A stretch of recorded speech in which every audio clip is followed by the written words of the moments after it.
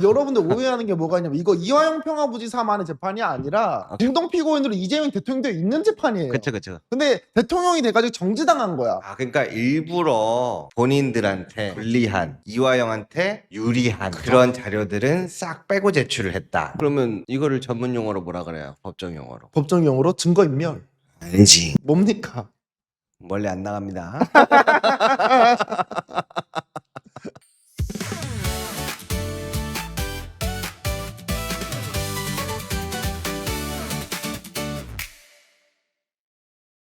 오늘 이화영 평화부지사의 재판이 있었는데 이전에 12월 15일 날 국민참여재판을 5일간 진행이 되려고 했으나 검사 측에서 나 더 이상 여기서 재판받지 못하겠다라고 선언을 하고 그냥 바로 나가게 됩니다. 근데 이게 왜 나가게 됐느냐? 네. 원래 증인을 교도관, 모든 교도관, 개우 교도관 전부 다 부르려고 했어요. 이게 약 42명입니다. 5일 동안 재판을 해야 되는데 42명 부르면 재판이 이루어질 수 있겠습니까? 없겠습니까? 못합니다. 그러한 상황에서 모든 증인을 다 하면 64명이었어요. 그중에 6명만 채택을 하니까 재판 못 받겠다라고 뛰쳐나갔고요. 지난번에 이화영 평화부지사 관련해서 이야기를 했는데 그 이제 이어지는 버전인 거죠. 그렇죠. 이화영 경기도 평화부지사 같은 경우에는 이재명 대표 당시에 받던 재판과 같은 내용으로 사실 재판을 받고 있죠. 그렇죠. 그래서 사실상 중요한 재판 중에 하나예요. 네. 그런 가운데 지난번에 이게 판사가 안 되겠다, 국민재판으로 가자라고 했는데 검사 측에서 쫄리는 거지. 그렇죠. 그러다 보니까 사실은 핵심 증인 몇 명만 놓고 재판을 하면 돼요. 국민들을 모셔놓고. 근데 안 되겠다, 전부 다 부르자. 그렇죠. 라고 요청을 했다가 그렇죠. 잘 안 됐나 봐. 그렇죠. 그래서 지금 몇 명 도망간 것 같아. 그렇죠. 근데 이게 완전 떼쓰기라고밖에 안 보이는 게 여러분들 물리적인 시간이 5일이에요. 5일 동안 64명의 그 재판을 진행할 수가 없는 겁니다. 증인 신청을. 아무리 짧게 해도 변호인 30분 그리고 검사 30분 하면 1시간이에요. 그렇죠. 그럼 64시간입니다. 5일 동안 다 통틀어도 64시간 안에 재판을 끝낼 수가 없는 그런 상황이란 말이에요. 근데 이 개호교도관을 왜 다 부르려고 했었느냐? 처음에는 이화영 평화부지사가 날짜를 특정을 못 지었어. 전날 연호회 술파티에 그게 5월 17일이거든요. 그러면 그날에 갔었던 개호교도관, 그러니까 이화영 평화부지사를 구치소에서 검찰청까지 같이 갔었던 그 교도소 직원만 데리고 가면 되는데 지금 그거를 하지 않았다라는 거예요. 그래서 이거를 만들어줬다고 떼쓰면서 나는 이거 재판 못 받겠습니다 하면서 박차고 나간 겁니다. 네, 그러한 이제 상황이고, 그래서 이 문건은 왜 중요한 내용이냐? 우선 대북송금 자체가 이화영을 통해 가지고 이재명 대통령도 범죄자로 만들려고 했었던 거예요. 당시에 대북송금 300만 불 그리고 스마트폰비 500만 불을 대납을 해줬다라고 지금 주장을 하고 있는 거거든요. 근데 아직까지는 김성태가 이화영에게 돈을 주고 이화영이 이재명 대통령이 돈을 주고 이런 사실관계가 아직 드러나지 않았다라는 것이고, 이러한 진술 과정 속에서 어떤 것이 발견됐느냐? 진술 세미나가 발견이 됐다라는 겁니다. 근데 이게 객관적인 증거가 정확하게 나오지 않았었단 말이에요. 근데 오늘 단독으로서 이게 객관적인 증거가 이제 나오게 된 겁니다, 세상에. 연어술 파티. 그렇죠. 그러니까 사실은 이 재판이 이제 지우씨 말대로라면은 그렇죠. 이 사람들을 회유해서 결국에는 당시 이재명 경기도지사가 시켜서 한 거다. 그렇죠. 이걸로 몰아가려고 했던 그렇죠. 거죠. 예, 이재명이 북한에 방문해가지고 본인의 지지를 올리려고 했다라는 게 취지입니다. 그게 이제 검사 측에서 노리는 박상용이 목표. 그랬던 겁니다. 자, 그런데 이게 녹취록이 발견이 됩니다. 녹취록이. 그렇죠. 이 녹취록이 어떻게 나와 있냐? 보시면 23년 3월 10일 날 이재명이 돈 줬다고, 있으면 줬다고 하고 싶다, 진짜로 검사들의 수법이 똑같네라고 얘기합니다. 김성태가 지인에게 이게 발견됐다라는 거예요. 그러면서 내가 은행 금고냐 라고도 얘기를 합니다. 그러니까 검사가 이재명 대통령을 감옥에 집어넣기 위해 가지고 온갖 수단을 다 동원을 하고 있는 거예요. 그러니까 결론은 뭐냐면 쌍방울 김성태 씨가 이재명이 돈을 줬다고, 있으면 줬다고 하고 싶다. 근데 뭐 받은 게 있고 준 게 있어야 될 거 아니냐. 그렇죠. 검사들 수법이 어떻게 하나같이 다 똑같냐. 맞습니다. 라고 사실상 이 판을 결정짓는 녹취록이 나왔다. 그렇죠. 아, 그러한 상황에서 이화영을 잡아 넣으려고 하는 것이 아니라 이재명한테 내가 이거를 덮어 씌우려고 하는 것이구나 라는 것을 이화영은 스스로 깨닫게 되고요. 저기 5월 5일자를 보면 야, 그놈 있잖아. 높은 놈 말이야. 높은 놈. 상남시장. 결국 그 사람 기소하려고 하는 거야. 목표가 그거 같아 라고 하는 게 지인과의 대화 속에 나온다라는 겁니다. 이러한 녹취록이 여러 가지 파트로 총 500페이지에 걸쳐가지고 계속 나오고 있다는 거예요. 이 박상홍이라고 하는 사람이 이 주도를 해가지고 회의를 하게 되는데요. 시에 안본수 꼭 오라고 그래. 북한에 돈 줬다고 하라고 그래. 라고 김성타가 본인 지인에게 얘기를 했다는 겁니다. 근데 이게 뭘 의미하냐면 이제 성남시에서 이재명 대통령이 방북을 해야 되잖아요. 그리고 스마트 비용을 내줘야 되잖아요. 근데 그 당시에 대북 제재가 있었단 말이에요. 그렇기 때문에 성남시에서 그리고 뭐 경기도에서 북한에 돈을 쏴줄 수가 없어요. 그러니까 사업자인 김성태를 통해 가지고 북한에게 돈을 줬다라고 지금 주장을 하고 있다라는 겁니다. 하지만 여러 가지 정황을 통해 가지고 이거는 검사가 이재명 당시 성남시장을 잡아놓기 위해 가지고 입을 맞췄구나. 누구? 김성태, 방영철, 이화영 이런 사람들을 통해 가지고 좀 그러한 상황들이 여러 개가 지금 발견됐다라는 거예요. 그래서 이 결전의 날이 어느 날이었느냐? 바로 5월 17일입니다. 이 당시에 연어회 술 파티가 있던 날이거든요. 그래서 국회감정법이 뭐냐? 이화영 평화부지사가 24년도 10월 달에 박상영 검사 이 탄핵 청문회가 있었어요. 국회에서. 여기서 주진우가 이렇게 물어봅니다. 아니 그러면 그 연어회 술 파티 언제 있습니까? 근데 사람이 모르잖아. 대우 일주일 전에 너 밥 뭐 먹었어? 밥. 돈가스 먹지 않았을까? 모르겠네. 그러니까 이렇게 나올 수밖에 없다라는 거예요. 김성태와 함께 연어회와 술을 마셨던 거 기억은 나. 하지만 날짜를 특정을 잘 못합니다. 그래서 6월 언제쯤이라고 얘기를 해요. 근데 이걸 가지고 기소를 합니다. 검사가. 근데 문제는 뭐냐면 국회 감정법 같은 경우에는요. 검사가 기소할 수 있는 부분이 아니라 국회에서 고발을 해야지 재판을 받을 수 있는 거예요. 근데 국회에서 고발을 안 했는데 검사가 이거 가지고 지금 재판을 하고 있는 겁니다.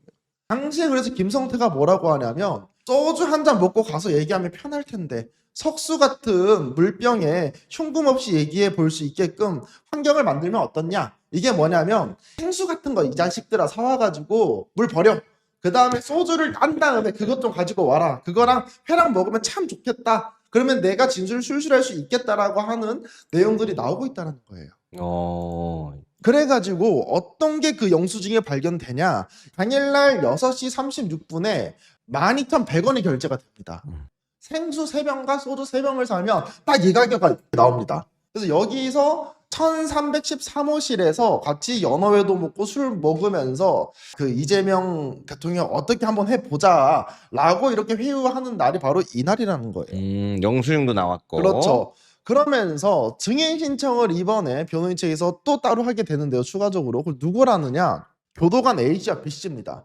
교도관 A씨는 누구냐? 1층에 내려가서 연어회 덮밥을 받아왔다고 하는 사람이에요. 그리고 B씨는 당시에 영상 녹화실에 수용자들이 식사를 하고 있는 모습이라든지 분위기를 봤다고 하는 사람입니다. 그래서 당일날 어떤 일이 벌어졌는지 생생하게 들을 수 있다는 거죠. 그러니까 원래는 이 핵심 증인들만 신청하면 국민 재판하면 이제 사람들이 딱 들어보고 판단이 서서 이제 재판이 스무스하게 갈 텐데. 그렇지.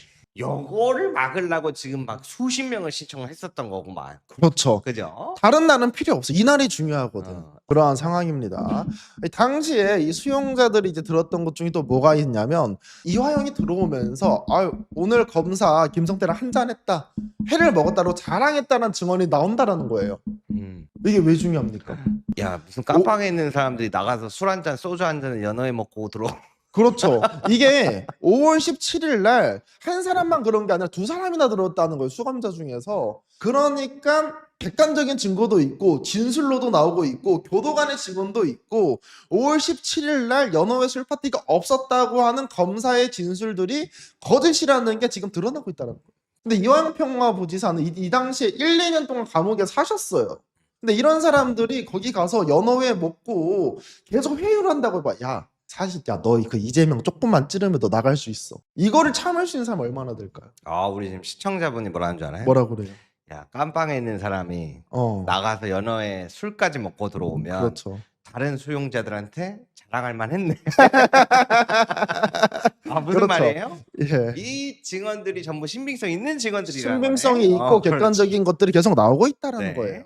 이러한 상황에서 이화영 평화부지사의 태도가 급변합니다. 원래는 이재명은 이거와 관련이 없었어요라고 얘기를 해요. 근데 그 5월 이후에는 내가 이재명 지사에게 내가 보고를 했다라고 얘기를 해요. 6월 30일 날. 그러니까 이러한 회유 과정이 5월 17일부터 계속 있었다라는 거예요.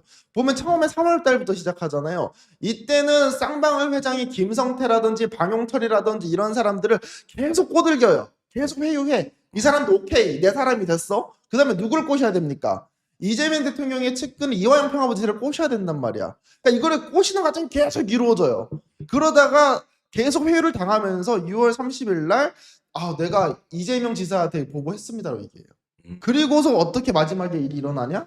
7월 25일 날 백정아 여사, 그러니까 김성태 씨의 와이프, 부인이죠. 이분이 재판정에서 일어서 가지고 뭐라고 얘기하냐? 정신 차려 이화영 이걸 한 거예요. 아, 그래서 정신 차려 이화영이 여기서 내용이 나오는 겁니다. 자기가 죽을 자리인 것도 모르고 이재명 대통령을 이렇게 꼬아가지고 보내려고 했잖아요.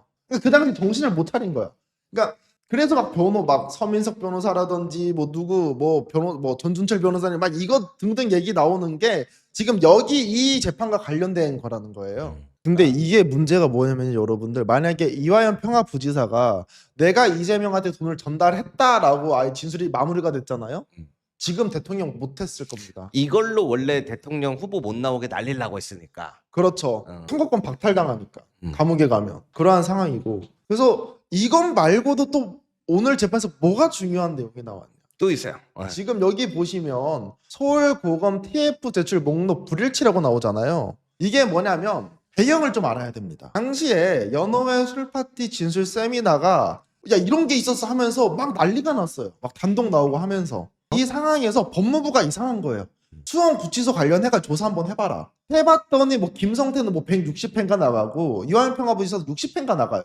그러니까 김성태 1년 동안 반은 나가 있는 거야. 뭐야? 그게 수감자야? 말이 안 되잖아요. 그래가지고 서울고검으로 넘어가면서 TF가 구성됩니다.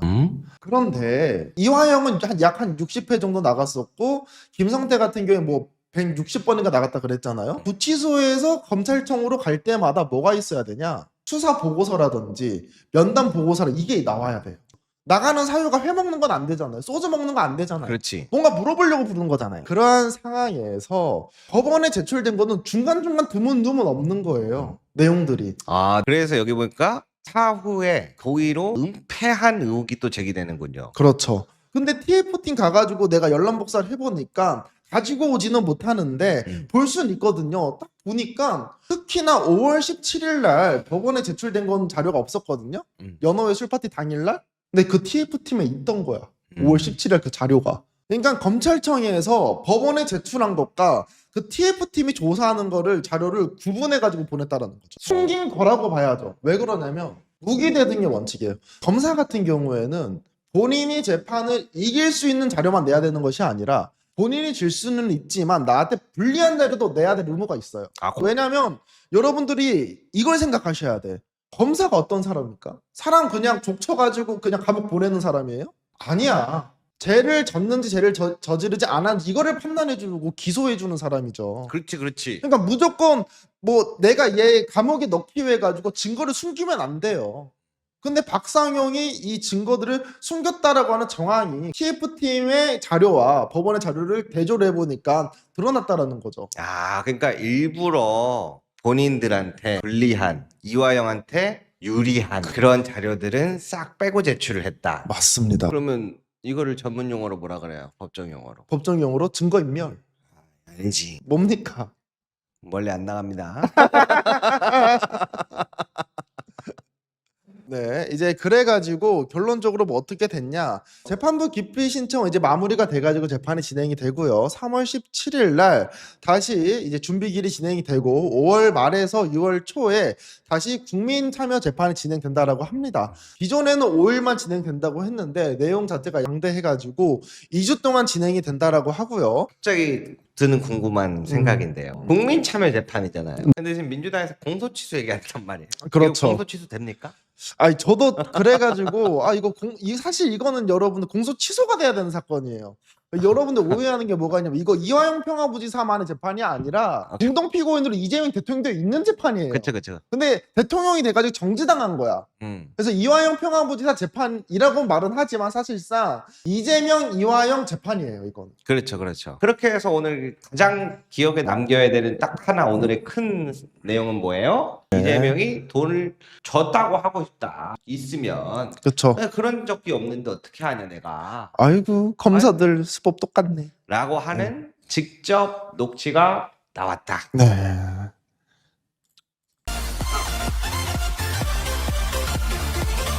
어이구. 축하합니다. 파란색 당첨입니다.